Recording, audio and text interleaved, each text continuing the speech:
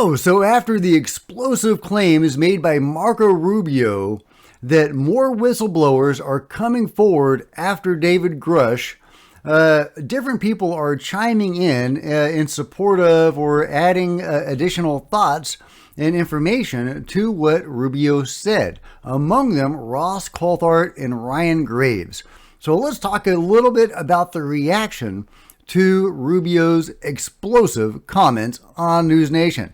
Get in here. This is Jack with Cosmic Road. I talk about UFOs and the paranormal. Please hit like. Please subscribe. Please hit the bell to be notified of future videos. Join me on social media. There's Facebook and Twitter links below. I would love to see you guys there. And if you could share this video on social media, that would be super helpful. And I would love to see what you think about this story in the comments below. Okay, let's just see what Ross Coulthart has to say about all of this. Ross, I have to say, ever since we heard Marco Rubio say that last night about the fact that there are other people who have come forward with firsthand accounts, I've been dying to get your reaction because it just felt like it was a moment in this entire process that that we haven't seen before. You're absolutely right, Brian. This is a very significant moment. To have Senator Rubio coming out and saying what he said is extraordinarily significant. I've known for some time, and I've said to you, and I've said in our original story, that there are other multiple witnesses, whistleblowers, who are backing Mr. Grusch's allegations. In fact, they've given their evidence under oath, not only to the Congress, but also to the Inspector General.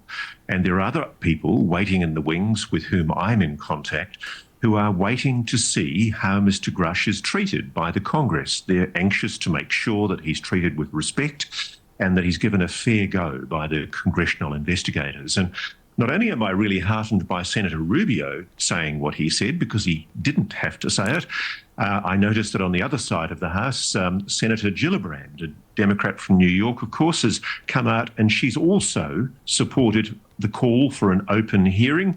And in the lower house, in the chamber, you've got Representative Mike Gallagher has also come out in support of Tim Burchett's call in the House for a hearing in the House. So this is a bipartisan push.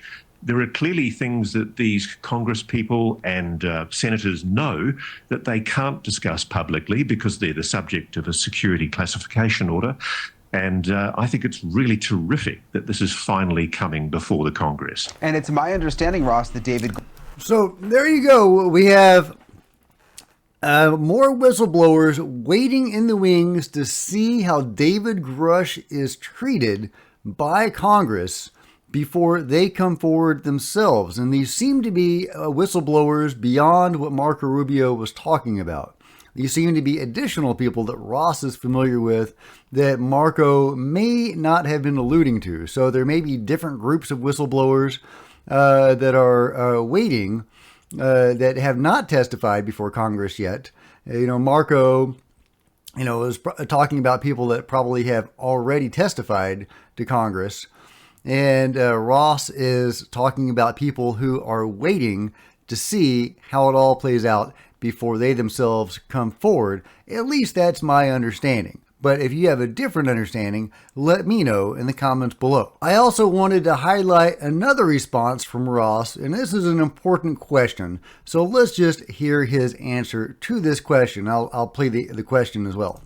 An expert in and have been covering for a long time.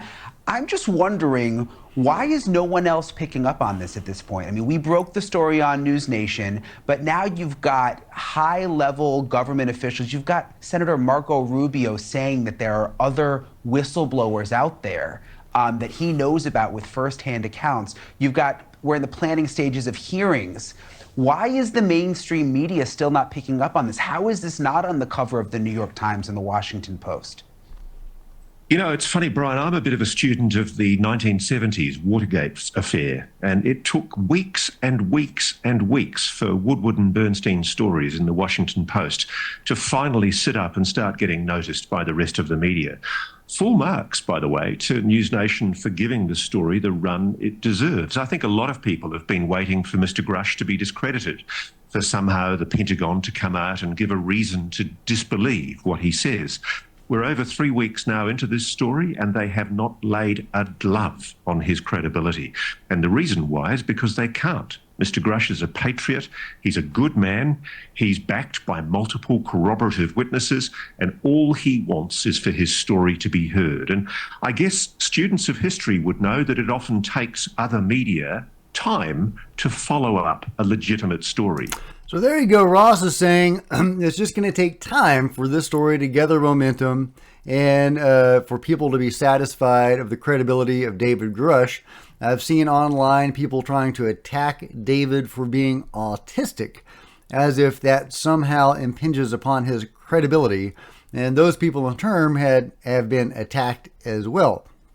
There is some good news, and that's why I wanted to play that answer, because there is some engagement finally from the mainstream media. Here's NBC News talking about this. I don't think they actually mentioned David Grusch, but they are at least getting into the conversation. I'm not going to play the whole thing. I just want you to see that they are actually engaged. About aliens and about UFOs and what U.S. lawmakers are saying about all of this. You know, things are very confusing right now, and deep fact checking takes time, so just know that I am working on it. But speaking of time, we always have time to talk about the biggest questions in the universe with a professor I consider to be one of the greatest minds in the universe, none other than theoretical physicist Dr. Michio Kaku. Professor, thank you so very much for joining us. I know you've been following this whole UFO, U.A.P, Congress finally taking things kind of seriously saga. But let's just put all that aside for today, because so much of the conversation today about UFOs seems to be centered around this idea that if they do exist, they have come from some other planet.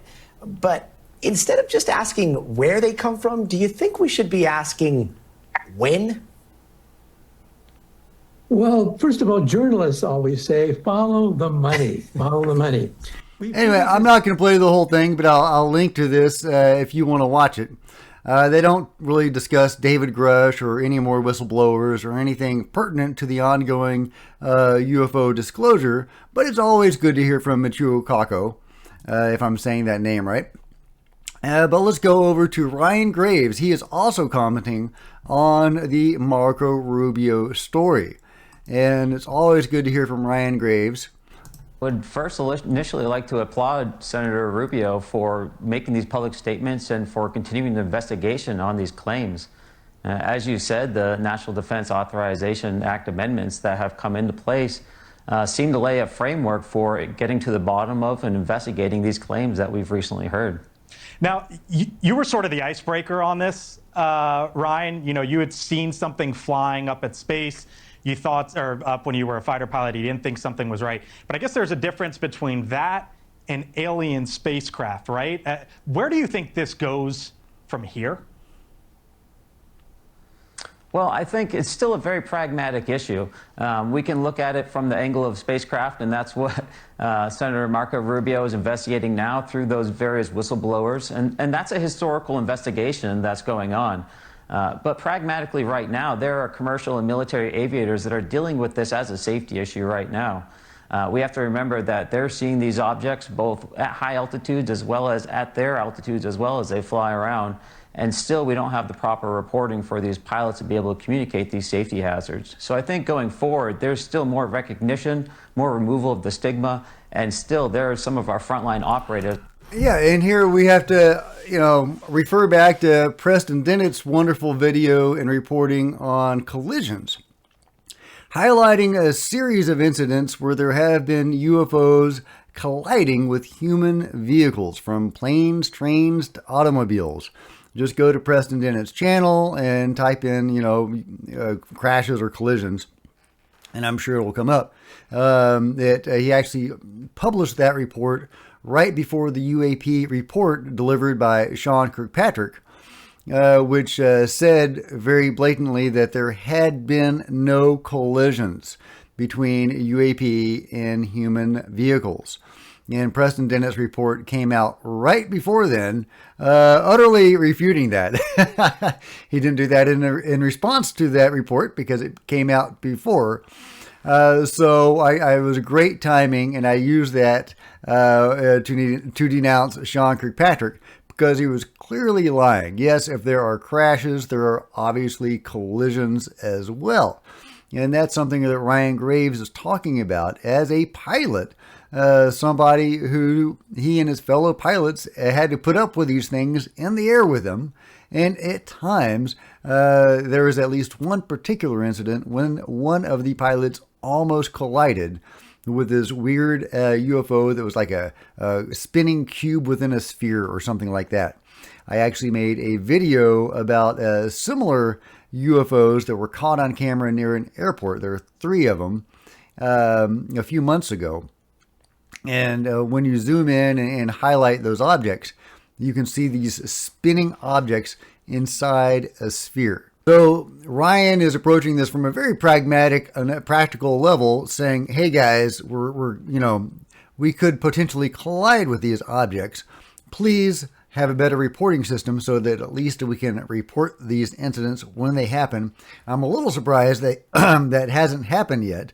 But then again, this is all done by Sean Kirkpatrick, who is, probably not that interested in doing anything practical. Then again, I imagine that Congress also has a hand in this, and maybe it should be them who updates the procedure for how pilots can report these things. It was my understanding that there were better procedures in place to report U.A.P. incidents, but apparently not at the level that Ryan Graves is saying they need to be. I also wanted to highlight this response from Ryan Graves. Firsthand, he referenced Navy pilots. I think he was referencing you there. Well, I'm not the only Navy pilot that's come forward on this conversation. I know for a fact that when I publicly came forward, there were a number of other Navy pilots that also came forward, just not publicly, to confirm some of the story that I was communicating to the Senate Armed Service and Senate Select Committee on Intelligence. So I just wanted to showcase that because it dovetailed very well with what we were talking about earlier, about how more whistleblowers are waiting to see how the David Grusch story plays out before they themselves come forward. Now, some have already testified to Congress behind closed doors. Hopefully, we'll get some public hearings on those guys, or at least having them come forward publicly outside of Congress, as David Grusch has done in the interview with Ross Coulthart. But it seems like there are yet more whistleblowers waiting that have not testified to Congress behind closed doors or publicly, that are waiting to see how all this plays out and how David Grusch is treated.